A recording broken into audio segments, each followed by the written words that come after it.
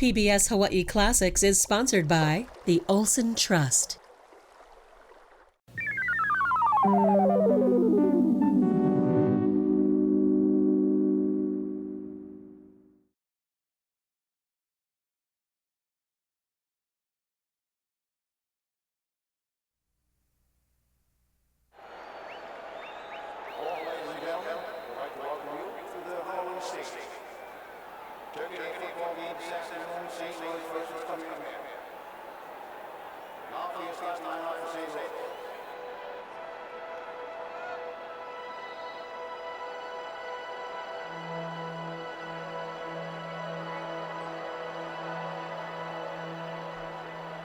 For 50 years, Honolulu Stadium housed the biggest sporting events, the greatest social functions, and the friendliest gatherings. The house that Bevan built was not just an arena, it was a reflection of our community. As the town grew and changed, so did the stadium. It came to life in 1926 with a game between the University of Hawaii Fighting Deans and Scotty Schumann's town team, led by future stadium manager Pump Searle. It breathed its final active breath in 1975 as the Hawaiʻi Islanders won the PCL championship. The state had plans for a bigger, better place to play. In between, anything and everything that could fit onto the 2 acres of turf on the corner of King and Isenberg thrilled Hawaii's fans and fueled young athletes' dreams. So we went to all the Kamiki games, and I started going to games probably when I was in the 5th grade. We'd walk from Palolo and stop at a crack seed shop near University Avenue someplace and go to the stadium and watch the Bulldogs play. The stadium was the place that every young man in this community hoped that someday they could dig their cleats into that soil and be part of it. Halftime, we all wait as they come out, as the players would come out of the locker rooms and, lean over, hit everybody on the shoulder pads, on the helmets. And after the game, running to the bus, asking everybody for their chin straps and stuff like that. That's what I remember best about the stadium. Fans came from every part of Oahu to see Olympic hero Jesse Owens race a horse and win. They marveled at the ingenuity of the Boy Scouts at their makahiki festivals. Pep squads and cheerleaders pushed for their teams to whip the Warriors and smash the Puns. Countless big league baseball players and yearly Hula Bowl All-Stars thrilled the local fans. Everybody knew that the best seats in the house were the last 2 rows of Section 6, right on the 50, covered from the Manoa mist by the overhang of the press box. But before you could get to the seats, you had to get in the gate. You'd have to have your student identity pass, and I remember all of the gatekeepers were very grouchy, Portuguese men. They were all Portuguese, and no excuses. This is event 16. You get 50. I'm not gonna let you in. Okay, next. No, okay, step aside. And you go, wow, I came all the way from, I don't care. Look the sign, 16, you get 50. That was last week, The stadium was a home for concerts and carnivals, polo and parades, and it was a part of the family. Well, I talked to people who said it was the greatest babysitter in the world. Their parents would come out to watch a ball game, and the kids would go out to right field to catch fly balls, and they wouldn't have to worry about it. With peanut shells under your feet and the smell of beer and cigarettes hanging heavy in the air, colorful nicknames would ring out. Oink Tanoi, Sparky Nevis, Russian Cabral, Mullet Arakaki, Jabo Jablonski, Donkey Nakamoto, Porky Wasa, and Collie Dog Souza. Honolulu Stadium was our Ebbets Field, Yankee Stadium, and Fenway Park all rolled into one. It was like a home. Groundskeeper Tosh Nakamoto even kept a vegetable garden growing behind the Mackay bleachers. The stadium was like a loving parent and a dear friend. It was made of wood. It had warmth. Because wood is alive, or was alive. It had warmth. That was our stadium. That's where we all dreamt about playing. That was our field of dreams, you can't beat that. If I had $1 for every tear I shed on a Honolulu Stadium turf, I'd be a rich man. Oh boy.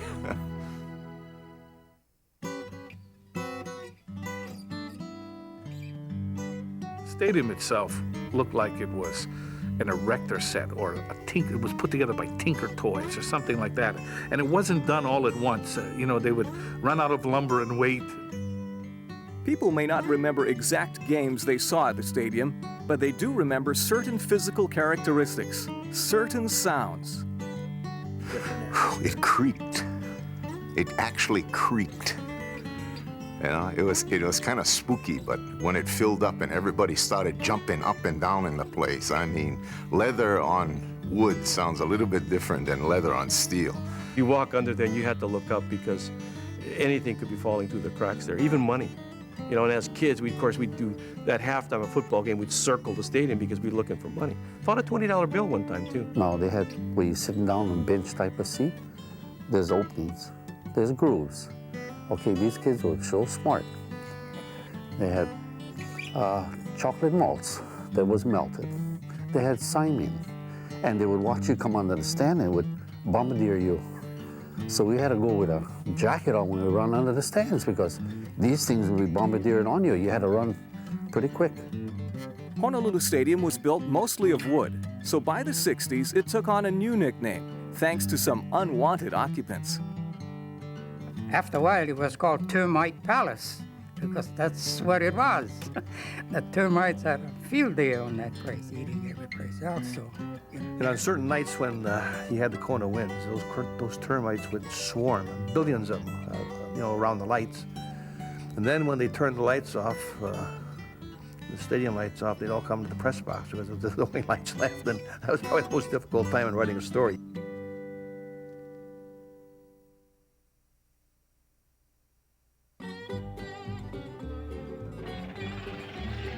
1920s Honolulu. Wallace Ryder Farrington is the governor in a town of well under 200,000 people. The Hawaii Theater hosts the arts. Issei Japanese women still walk the streets in kimonos, and the island's tallest structure, Aloha Tower, is built. J. Ashman Bevan, a lawyer originally from upstate New York, is promoting sports in a small stadium with a modest grandstand called Mōʻiliʻili Field. It sits on the fringe of town in an area surrounded by coral flats and duck ponds full of carp, aholehole, and papio. Bevan eyes a 9-acre parcel of land across King Street originally called Kapa'akea. He secures a $96,000 mortgage from William Castle and founds Honolulu Stadium Limited. He sells shares to some of Hawaii's most powerful people and the University of Hawaii. Plans are drawn up for bleachers along the Makai side only, and ground is broken on September 10th, 1926. I can still hear the sound of the riveting going on as far away as where the Star Market is. That was our home then. And that area where the Honolulu Stadium, which is a park now, it was just a kiawe bushes with a lot of corals, white corals, and they cleared it up, and they had truckloads of soy brought in, and it became the Honolulu Stadium. In less than 2 months, construction is complete with seating for 16,000. On November 7th, the stadium is christened with an American Legion benefit game between the University of Hawaii and the town team. 2 weeks later, the ILH championship is decided, with Kamehameha sneaking by St. Louis College 14-13 in front of 15,000 fans. When I was a kid, we used to ride on a trolley bus, trolley cars, street cars, we call it street cars. That's how we got to the stadium. But sometime, Mr. Bevan, he was the owner of, manager of the stadium. And he used to have kids there at sometimes, and he would get the other kids, send us out to the right field. When he caught those youngsters coming over the fence, he referred to them as the knothole gang. He would corral them, give them a quarter each, and said, "Go outside, pay your entrance fee, and do it the regular way." Some of the best action in the early years comes from the Barefoot Football League. Teams like the Kaka'ako Suns, the Punch Bowl Juggernauts, and Kalihi's Thundering Herd. When they were playing football and I photographed them, they didn't wear even shoes. They played barefoot, and I'll vouch for that. In 1926, the great Notre Dame coach Newt Rockne comes to teach an extension course in football. He referees several UH games, watches the Barefoot boys, and leaves with a newfound appreciation for Hawaii's athletes. I recall as a kid that Knut Rockne came over and he says, "Gee, if my boys can play and run as your boys here, we'd have a whipping season, you know, whipping team." In 1927, the grandstand is completed. The Boy Scouts find a new home to hold their Makahiki festivals, and the Hawaii Baseball League moves in with the Chinese Tigers, the Portuguese Braves, the Haole Wanderers, the All-Hawaiians, and the Asahis. J. Ashman Bevan has given Hawaii a place to play.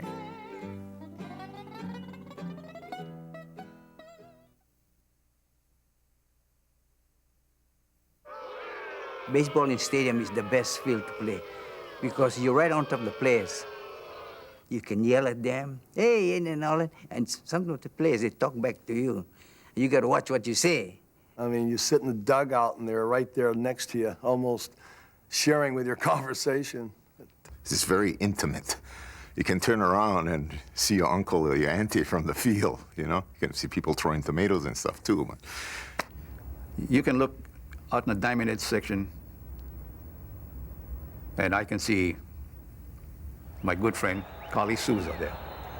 All are set in the same seat, the same numbers, or whatever the case may be. I look down the other section, I see my good friend Alice Spinder sitting in the same seat, same section, and whatnot. I look up in the grandstand, I see Bill Ahuna sitting up there. There was a little Filipino man who was married to, I believe it was a Japanese lady who was much taller than he was. Just a little guy, feisty little guy. He'd go to every game, and he'd sit in his season ticketed allotted seat. And she dutifully would bring musubi and things, and he'd be eating. Tell you, the guy on the mound for the Islanders, he'd walk a guy, change the pitcher, change the pitcher. That's all he said. Change the pitcher the whole time. Change the pitcher. As if that was a panacea for the world's troubles. You know, all the world had to do for peace, for prosperity, for the lessening of class distinction is change the pitcher. If we could change the pitcher, we'd be all right. People coming along the side of the fences would draw up against the sideline practically saying, "How do you feel today? You think we're going to score another touchdown?" it was awesome. But when the place was full, it was like part of the game. It wasn't detached like Aloha Stadium. They were part of the game.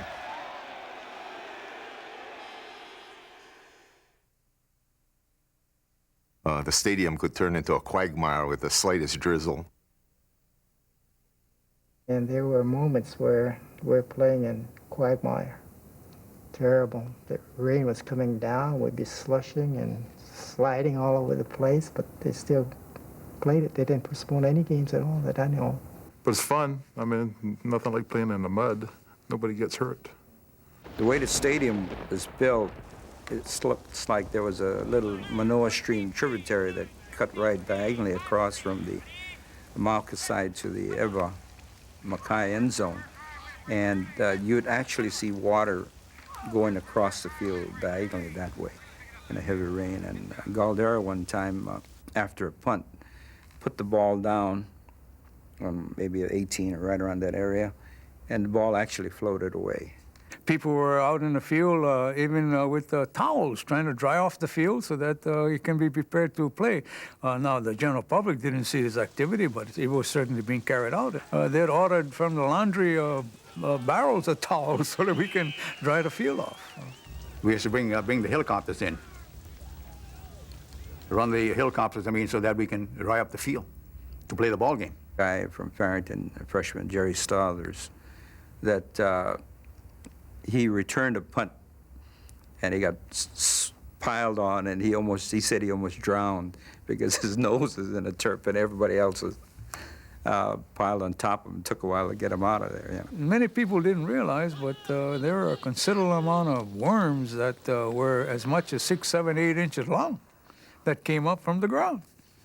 And that's the truth. I saw them.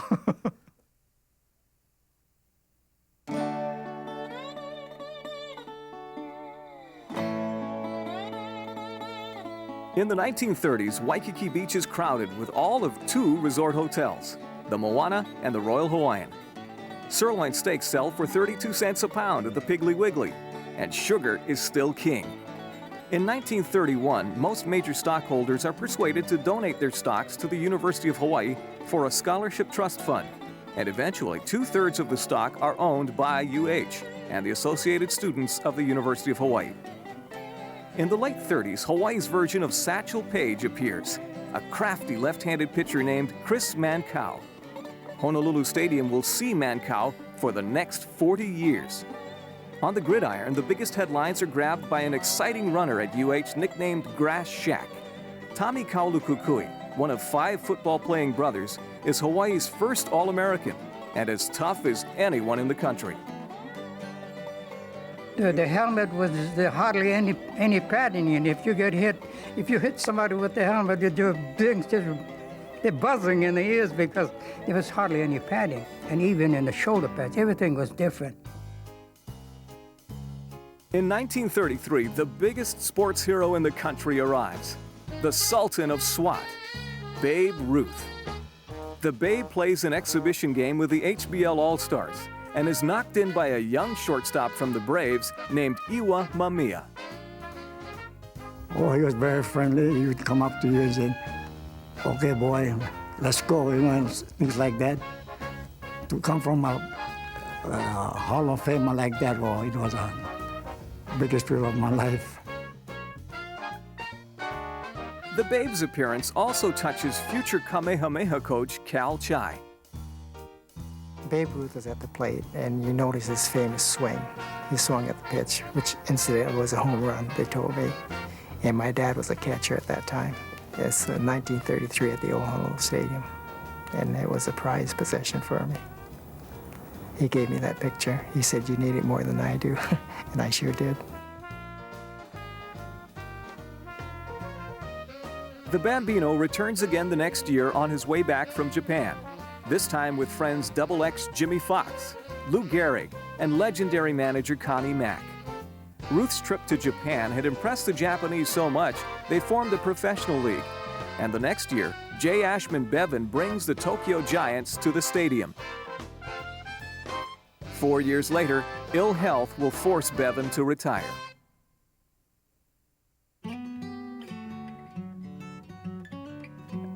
Auto service magnate Cliff Malim sponsored the stadium time clock and scoreboard off and on from the 30s through the 50s.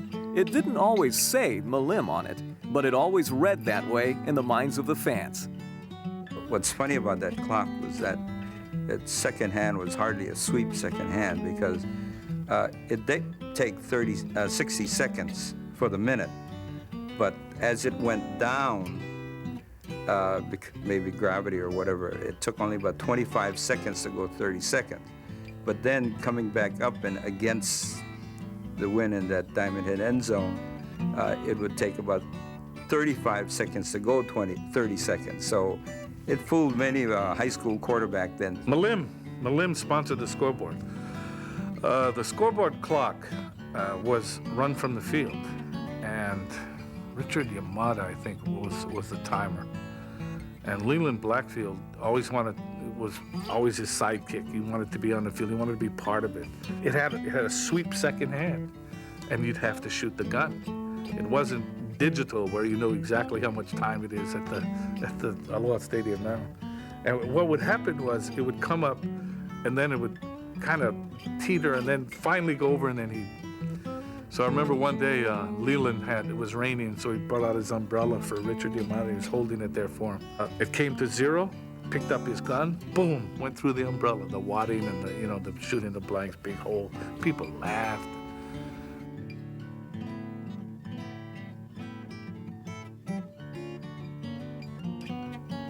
Most social events in Hawaii revolve around food. A trip to the stadium was no different. If you didn't fill up at the concession stand, you loaded up before you went in with sweet bread from Buck's Bakery or peanuts from the Peanut Lady.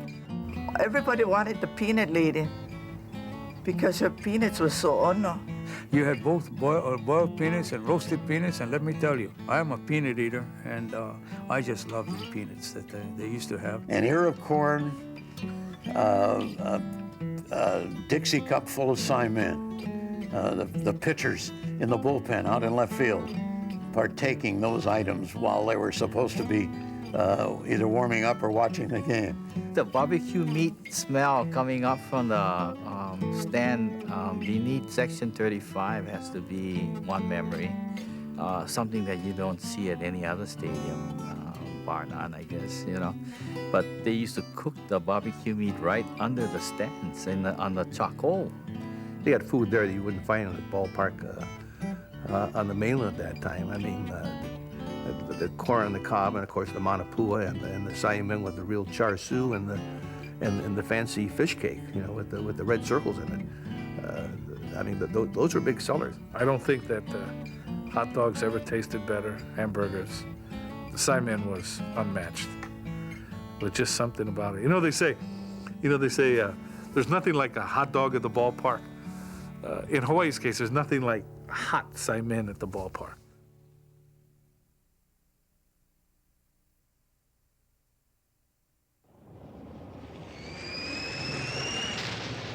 In the 1940s, Hawaii changes dramatically.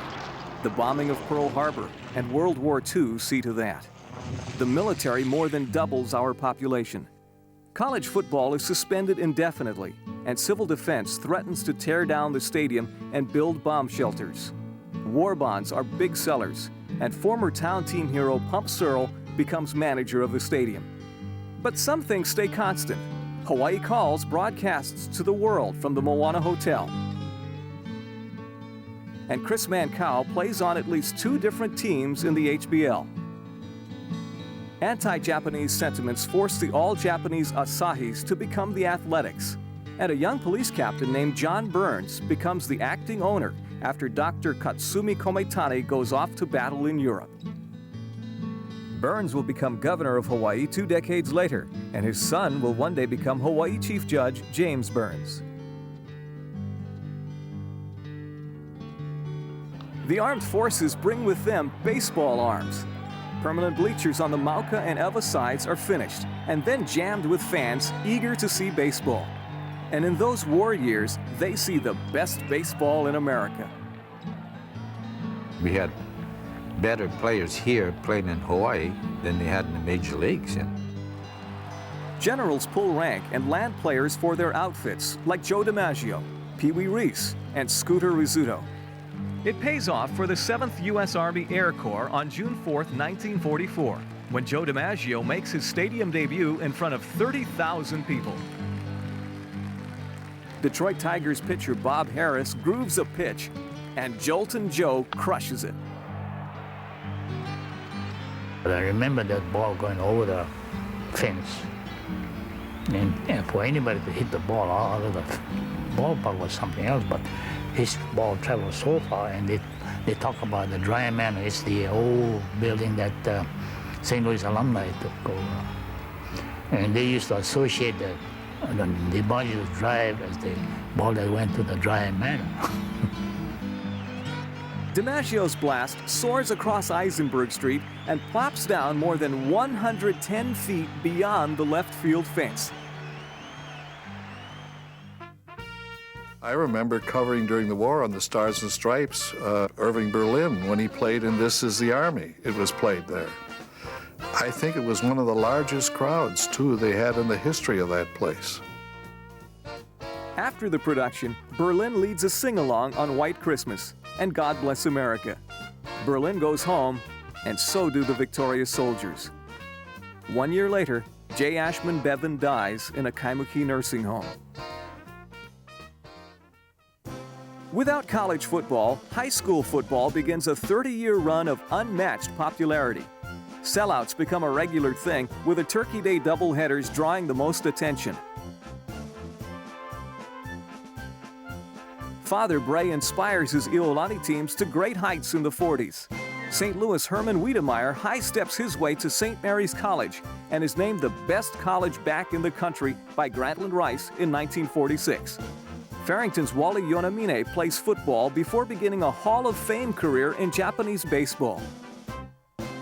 Punahou has 3 future NFL players, including Herman and Jimmy Clark, and they play in one of the biggest upsets in ILH history, 1947, and the heavily favored Buff and Blue fall to undersized McKinley 19-7.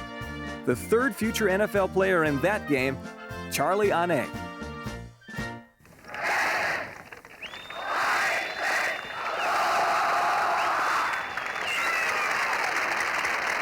With the end of the war, UH football begins again. 1930s All-America Tommy Kaulukukui is the head coach. In 1947, the New Year's Day Pineapple Bowl is resumed, with Redlands making the trip to the islands. Once more now, Kaulukukui has the ball, hands it off this side of the setting, he's over for a Hawaii touchdown. Hawaii wins 33-32 in what was called the most exciting bowl game of the year. 1 year earlier, the Hula Bowl is started by a sports visionary named Maki Yanagisawa, who 20 years before had been a member of the Knothole Gang. The stadium also welcomes boxing in the 40s with the help of a hard-working master salesman named Sam Ichinose, known simply as Sad Sam. It's not a name that he made himself. There was a subaltern writer. I think his name was Don Wilson. And he gave him the name of, he wrote something, and he said, melancholy one, Sad Sam, you know. And then thereafter, he called him Sad Sam, Sad Sam, Sad Sam. And the name stuck to the point where all over the world, any cable would come to Sad Sam, Honolulu, Hawaii, would come to him, you know. I mean, that's the address, Sad Sam, Honolulu, Hawaii. The stadium's 20th anniversary is celebrated in royal fashion. Former world champ Joe Louis fights an exhibition with Cleo Everett. Afterwards, Sad Sam is all smiles as he presents the brown bomber with an inscribed ukulele. Aloha, Joe Louis.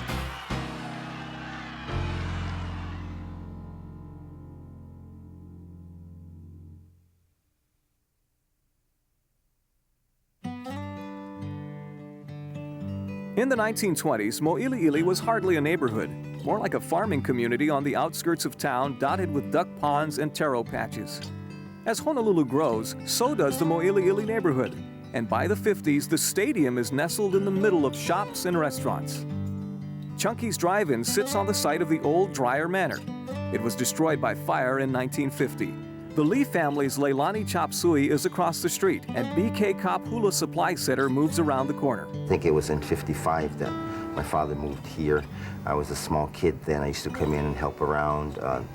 The stadium was a big monolith over there across the street, big and gray, and every year for the Hula Bowl, they would paint that, the gates, you know, and I'm sure it probably was about 2 inches thick of paint.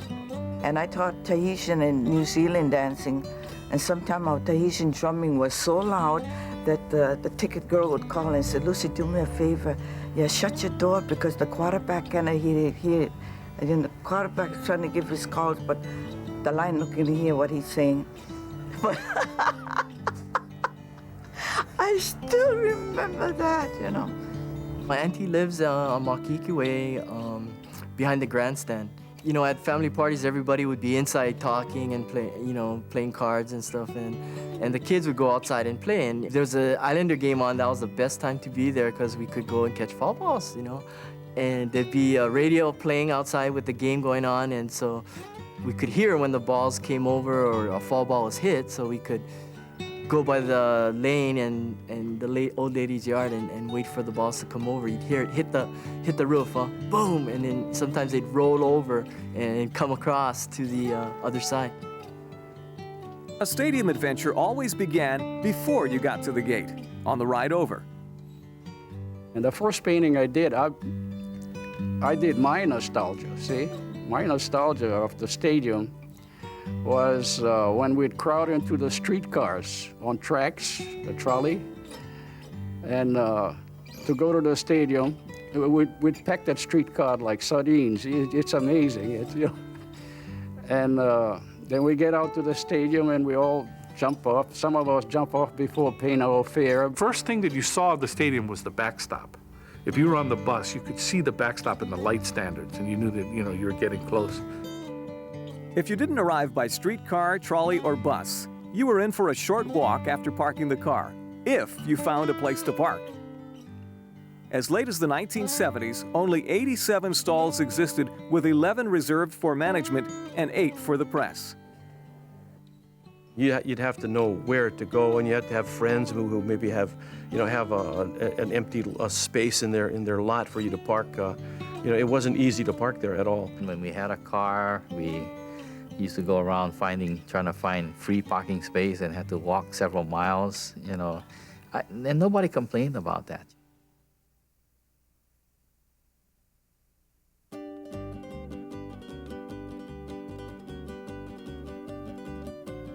In the 1950s, Hawaii is poised to shed the territory label and become a state.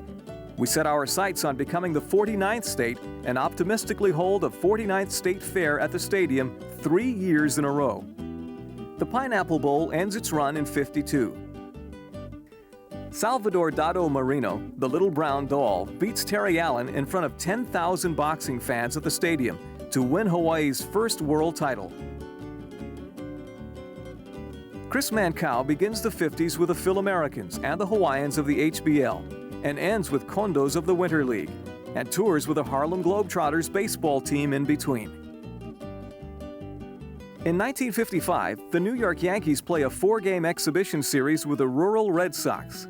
Future Hall of Famers Yogi Berra, Casey Stengel, and Mickey Mantle grace the grounds of the stadium. On the mound for the local stars, our man, Mancow. I pitched 5-inning relief. They get only 3 hits from me. And one of that hits was a home run by Billy Martin. And he's not so big, He's not very big. And he's a scrappy player. Hit him in the goalpost. Yeah. The next year, the other New York team is in town. The Brooklyn Dodgers bring along Pee Wee Reese, Roy Campanella, and Jackie Robinson, who actually made his Honolulu Stadium debut 10 years earlier, playing football in the Hawaii Football Association for the Polar Bears. High school football continues to rule in the 50s, outdrawing the University of Hawaii and selling out every Turkey Day doubleheader. You did whatever you had to do to get into the games. We sold the lineups for 10 cents. We got 2.5 cents. But the big thing is we got in free. We'd have to stay out there until at least midway through the second quarter. But the thing is, we get in free, and then had enough money for hot dog, Coke. The game of 53 is a comeback win for Al Harrington and Punahou. The Buff and Blue beat St. Louis 22-20. They are the ILH champs for the first time in 29 years. Harrington celebrates with local style, a shave ice. Tiki Vasconcelos coaches Roosevelt to a 33-1 record and wins ILH championships in 55, 56, and 57. In 1958, Cal Chai's defensive-minded Kamehameha team ends the Rough Riders' dominance and wins the first of 9 ILH crowns for Chai, the man who once saw his dad play against Babe Ruth. The stadium has a new tenant in the 50s, stock cars. Nick Czar and partner Al Montgomery bolt railroad ties to the fence, hang a 10-foot screen to catch flying wheels, and lay a dirt track. Czar pays for all the repairs and modifications and begins to pack in more than 20,000 motor enthusiasts every Friday and Saturday night. You could hear the noise for miles, and people just used to love it. It was just stock car races. You could hear the crashes all the way up in Manoa Valley and Waikiki. It was something to behold. Everybody came to the stock car races. The fans root for Jerry Unser, brother of Al and Bobby Unser, and name local boy Ken Sakamoto the most popular driver of 1955. At the dugout, we had quite a bit of cars going right inside, and I hit that wall head on myself, and I mangled my car. I couldn't control them because of water puddle in that area. Somebody had crashed over there or broken the radiator or whatever. They spilled water. And I didn't remember that. And you know what I mean? I hit that slick spot. You couldn't even see the cars running around the car, so the must does say. And so we didn't know what to do. Finally, we found out calcium chloride was good. You put that calcium chloride on, it's salt, what it is, and then the water on top, and that keeps the dust down, and it packs like a real clay track. Then the polo people come in, and they don't like the racetrack because their horses used to run on that calcium chloride track. And I tell you, when you walked on that track, you picked up about 6 inches of clay, and these horses would run around on the field, and they'd run with all this clay on their feet, on their hoofs rather, and they couldn't play polo. So we told them to go out to Mōʻiliʻili and play polo out there, see. The races are fan favorites, but the wear and tear on the turf causes concern with management. Another thing I used to enjoy was I used to like to pick on Pump Cyril.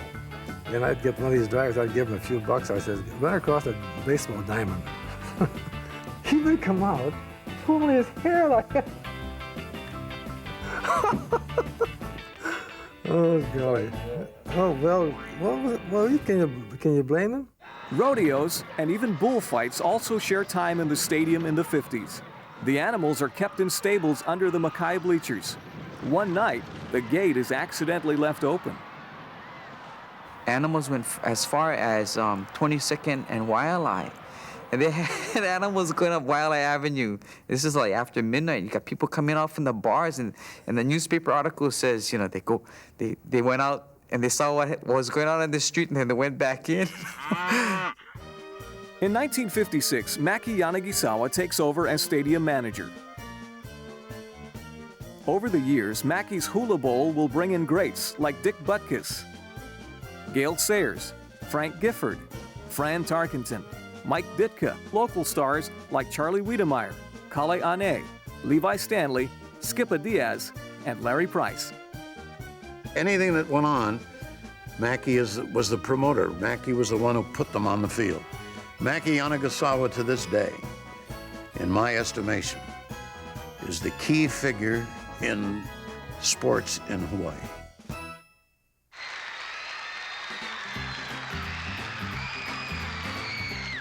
November 10th, 1957. The stadium is stuffed to overflowing, once in the afternoon and once again in the evening.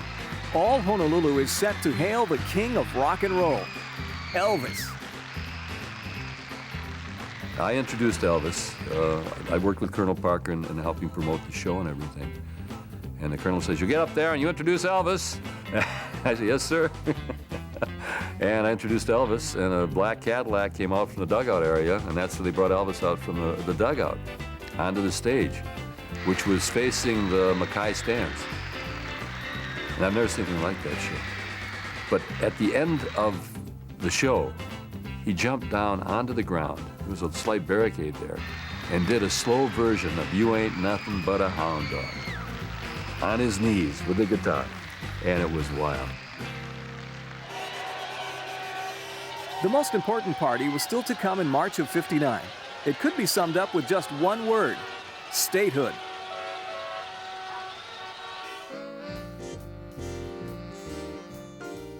More than 25,000 people are on hand to see alternating Mauka and Makai stages host orchestra leader Bob Crosby, singer Ray Kinney, MC Ed Sheehan, and Napua Stevens' 98-girl hula troupe. As the 50s pass, so too does the popularity of the Hawaii Baseball League.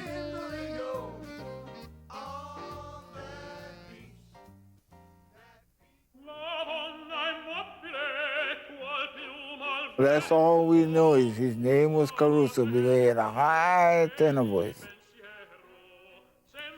For years and years, there was a man that filled the Honolulu Stadium with his voice. Nobody remembers his real name, but everyone remembers his voice. They played the Star Spangled Banner, and he'd sing the Star Spangled Banner. And everybody would look up to where he was, just below the press box. No, I never did know who he was, but I've heard him from the field. Red, you could hear this. Red, and everybody laughed. There was a Portuguese fellow, they used to call him Caruso. I think he was Puerto Rican, you know, and he had a tremendously strong voice and a nice voice, you know. And then he would sell ice cream. Ice cream, you scream, we all scream for ice cream. Yeah. And he had one heck of a voice. I mean, he could break glass. When he stopped going or stopped singing, there was something missing. You know, traditional.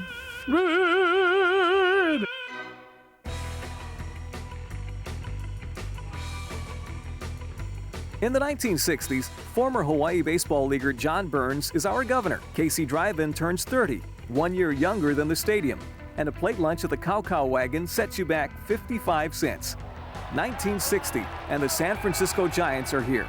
The Say Hey Kid Willie Mays says hello to Honolulu Stadium. In 1961, the stadium begins a love affair that will last 15 seasons and set baseball attendance records. The Islanders come to town. Nick Morgan brings in a defunct PCL team, changes the name, and on April 20th, the Islanders beat the Vancouver Mounties 4-3 in front of 6,041 adoring fans. Also new to the stadium, Raleigh Ray on the organ, and a young sports writer from Portland, Oregon that will go on to cover every Islander game, home and away, for 26 years. I still remember my first look at the stadium was for an afternoon workout in April of 1961, and I immediately fell in love with the place because it had that certain warmth that old baseball fields have. The team draws well, but Morgan falters financially, and a hui led by Chin Ho and Francis E. Brown steps in to save the team. In 1962, the Islanders lead the league in attendance.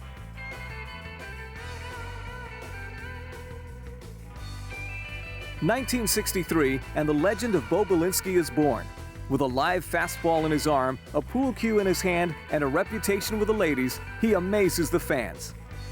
Whenever he pitched the game, well, you know they're going to be a big crowd there, of which 50% of them were women, I guess. Belinsky's claim to fame comes in 1968, when he pitches out of a jam in the 9th inning for a no-hitter. A combination of skill and luck by a guy called No Neck leads to the most instantly financially rewarding moment in the stadium. Tosh Kaneshiro of the Columbia Inn offers $1,000 for a home run into the puka of his sign. In 1968, Walt No Neck Williams does just that. And the irony of it is, earlier, a couple seasons earlier, a guy named Ricardo Joseph hit one in there for Seattle, and Seattle was in the league. And he thought, he was from Latin America, and he thought he had won the money, and they had a tough time explaining to him, no, it was just for an Islander player. But the thing is that later on, Ricardo Joseph became an Islander. He never got close to that sign again. I came close to that too one time. I hit one right at it. I was all ready to spend the money. I thought I had it for sure. Hit the pole just below it and bounced up in the air, didn't even go out of the ballpark. Now I was sitting on first base looking like an idiot. Maui boy Andy Miyamoto was one of only 7 local players to sign on with the Islanders. The first was Hawaii's answer to Satchel Paige, 45-year-old Chris Mancow. In 1961, the team needs pitchers, so they call Mancow down just to throw batting practice. But they like what they see.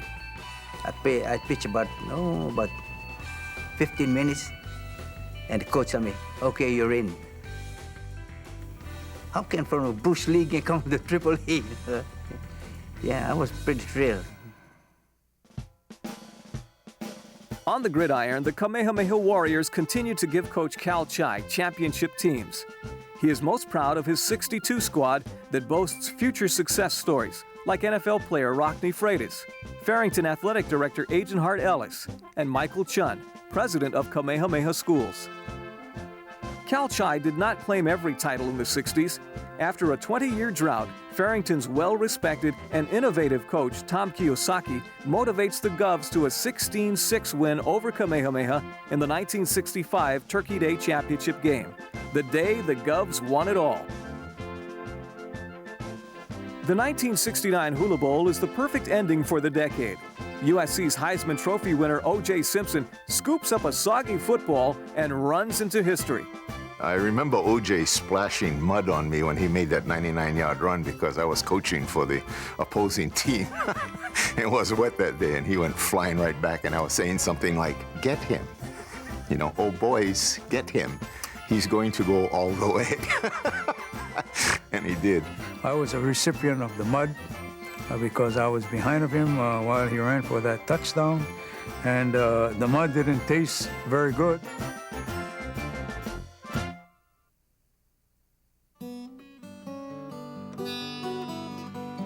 For every schoolboy athlete that went on to star at the next level after playing on the Honolulu Stadium turf, it seemed there was a big-time broadcaster coming out of the press box.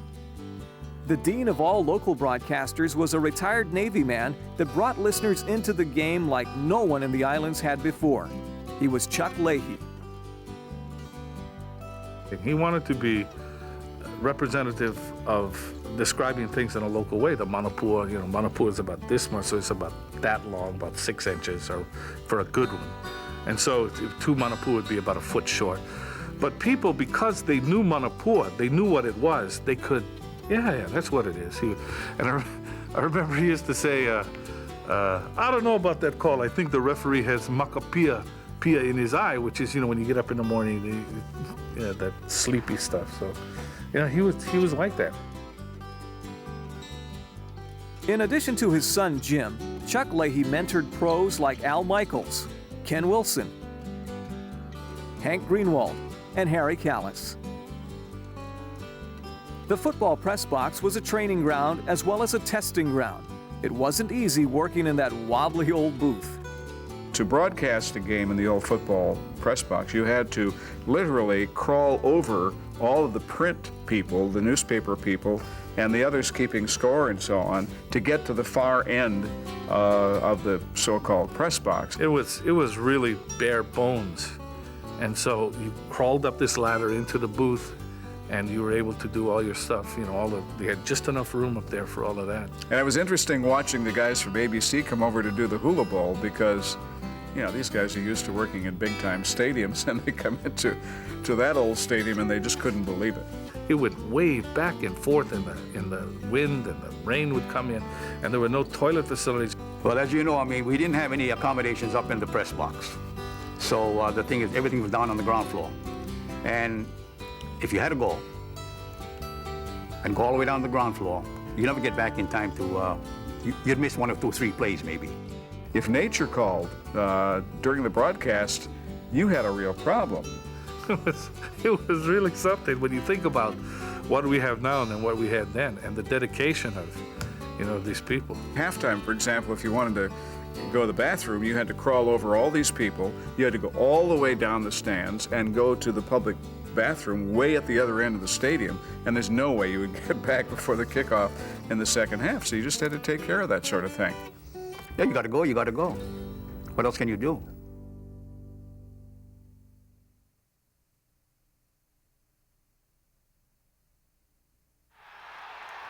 The 70s marked the beginning of the end of high school football's dominant popularity.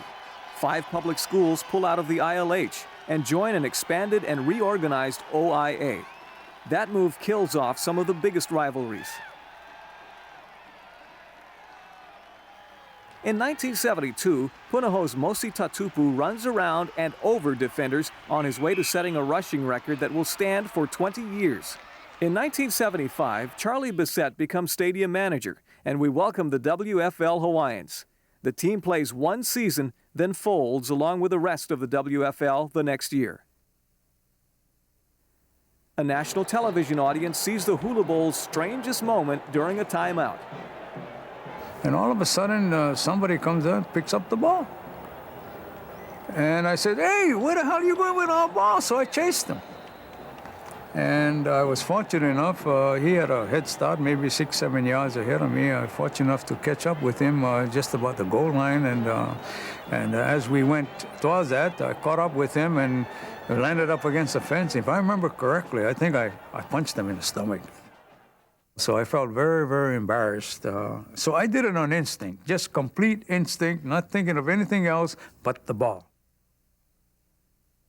The Islanders win the PCL Southern Division pennant with the best record in baseball and draw nearly 500,000 fans in 1970. But it all comes to a close on September 8, 1975.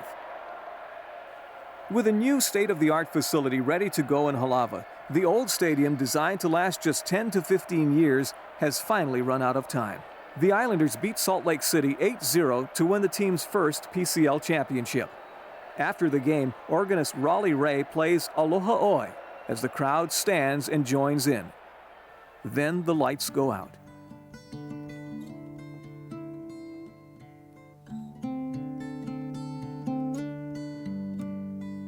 It was tearing a part of your heart out because Honolulu Stadium was such a part of our world here. Stadium offices were quickly cleared out, and stockholders sold their holdings to the state at slightly less than the appraised value for quick reinvestment. Director Chin Ho says, "I would prefer to put my faith in the market rather than the termites." What happened to all the termites?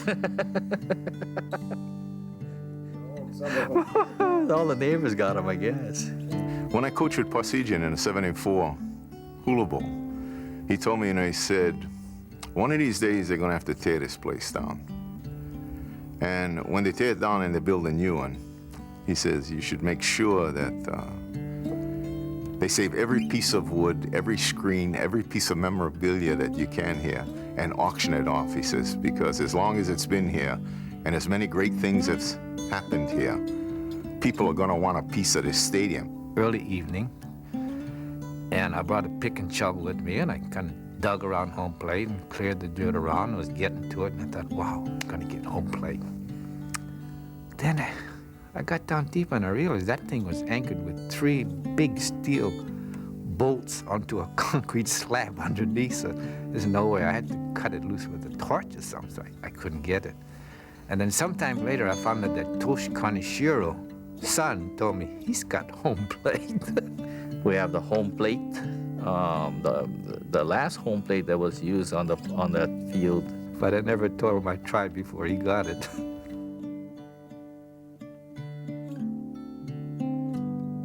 The stadium waited empty for 1 year, its billboards chipped and faded, its grass dying under the hot sun.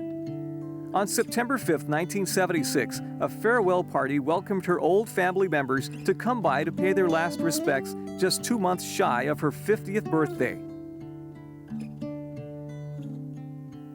The Roosevelt Band sat in the Eva bleachers and played a sorrowful Aloha Oi.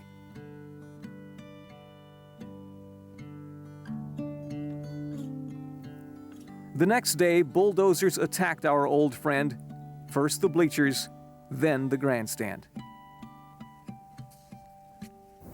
Being a participant in that place was really something. So I wasn't about to look at that place being torn down, but I can just picture that it torn down. And I went there after it was raised, and it just felt pretty uncomfortable. I couldn't bear to see it go down, and I would detour. I wouldn't go down King Street for several weeks because every once in a while I'd see a picture in the paper, and it's like watching an old friend die. I passed over there 2 days after the thing was coming down, and I had tears in my eyes. I can never go down Isenberg Street. I can never go down King Street and pass the park without memories welling up. I can see Joe DiMaggio hitting a home run over the left field fence and out into Isenberg, which he did during the war when I was here. I can see the Columbian sign on the right field screen. Honolulu Stadium is such a big part of my life. I still think it's there. When I go down King Street, I expect to see it. I expect to see the boiled peanut lady. I expect to see the lines at the ticket office. Every now and then I used to go out. I would go out and I would try to figure out where home plate was, where the pitcher's mound was, and then where Carlos Bonnier stood in center field. And you can still pick out those places pretty much. But you can almost hear the people in the stands, you know, at twilight. I swing back there quite often. And of course, looking for Buck's Bakery, but he's not there no more. And looking for Howard Igami, and he's not there no more, selling peanuts. And the old the Chinese lady that was selling boiled peanuts at close to the Buck's Bakery, I mean, she's not there no more. But, you know, there were a lot of good memories. Anyway, I'll walk to Honolulu Stadium.